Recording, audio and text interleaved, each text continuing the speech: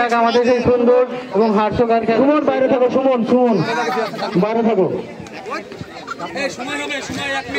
দেখতে পাচ্ছি আমরা হাড্ডাহাড্ডি লড়াই, দুই তাল পাতার সেবাই অনেক শক্তি। চেয়ারটা নেছো এবং আরেকদিকে সেই র্যাফেলটা কুপন না কিনেও কিন্তু যারা এই আমাদের এই খেলায় অংশগ্রহণ করেছে তাদের একটি করে কুপন দেওয়া হয়েছে এবং তারই র্যাফেল দেওয়া কিন্তু অনুষ্ঠিত হচ্ছে। এবং আমার বাম সাইডে সেই দুই তালপাতার সেবাই অনেক চেষ্টা করছে,